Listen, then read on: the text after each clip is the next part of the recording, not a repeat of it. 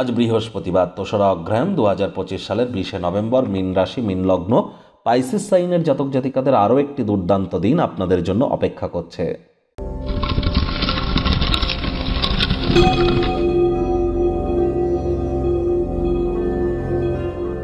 ভিডিওটির শুরুতেই স্ক্রিনে আপনারা দেখতে পাচ্ছেন বৃহস্পতির বীজ মন্ত্র ওম গ্রাং গ্রিং গ্রৌং স গুরবে নমঃ।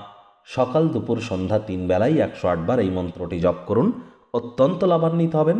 কারণ বর্তমানে বৃহস্পতি সুদীর্ঘ 12 বছর পর তিনি উচ্চস্থ হয়েছেন নিজের নক্ষত্র পুনর্বসু নক্ষত্রে। তিনি অতিচারীও হয়েছেন, বক্রিও কিন্তু হয়েছেন একটানা 120 দিনের জন্য। 2026 সালের 11ই মার্চ পর্যন্ত বৃহস্পতি বক্রি থাকবে। আর এই 120 দিন বক্রি বৃহস্পতির কারণে আপনাদের জীবন ঠিক কেমনভাবে প্রভাবিত হবে সে বিষয়ে বিস্তারিত আলোচনা সহ একটি ভিডিও আপনাদের রাশির জন্য স্পেশালি অলরেডি চ্যানেলে আপলোড করা হয়েছে। সময় সুযোগ বুঝে একবার দেখে বা শুনে নিতে ভুলবেন না। বৃহস্পতি রাশি পরিবর্তনের প্লেলিস্টে গেলে আপনারা পেয়ে যাবেন। আর দেখুন, আজ বৃহস্পতিবার সাত্ত্বিক জীবনযাপন গ্রহণ করুন। যারা দীক্ষা নেননি ইমিডিয়েট দীক্ষা গ্রহণ করুন, প্রোটেক্টেড থাকবেন। আর আজ অবশ্যই ব্ল্যাক এবং ব্লু কালারের ড্রেস পরিধান করা থেকে বিরত থাকুন। হলুদ রঙের বস্ত্র সামগ্রীর প্রয়োগ বেশি করুন, লাভান্বিত হবেন।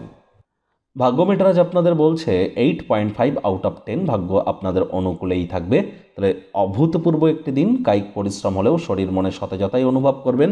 আউটডোর গেম, যোগব্যায়াম, ধ্যান, প্রাণায়াম, আয়েশ, আমোদ প্রমোদ, বিনোদন এগুলি কার্যসূচিতে রাখতেই পারেন। অর্থগত ব্যাপারে আয় ইনকাম বাড়বে। অর্থ সংক্রান্ত সমস্যার মুখোমুখি তো হতে পারেন, তবে আপনার জ্ঞান বুদ্ধির বলে আপনি ভাগ্যের চাকাকে ঘুরিয়ে ক্ষতিকে মুনাফায় রূপান্তরিত কিন্তু করতেই পারেন। তাহলে আশা ছাড়বেন না। নতুন উদ্যোগ পরিকল্পনার পাশাপাশি নির্মাণ কার্যকে একটু পিছিয়ে দিন। তবে আপনার কর্মক্ষেত্র সংক্রান্ত কোনো গুরুত্বপূর্ণ পরিবর্তন যা আপনাদের পক্ষেই ফলাফল প্রদান করবে। চাকরিজীবী যারা আছেন, যোগ্য কর্মচারী হয়ে থাকলে প্রশংসার পাত্রপাত্রী আপনারা কিন্তু হতেই পারেন। রাজনীতিবিদ যারা আছেন, জনসংযোগ বৃদ্ধি করুন।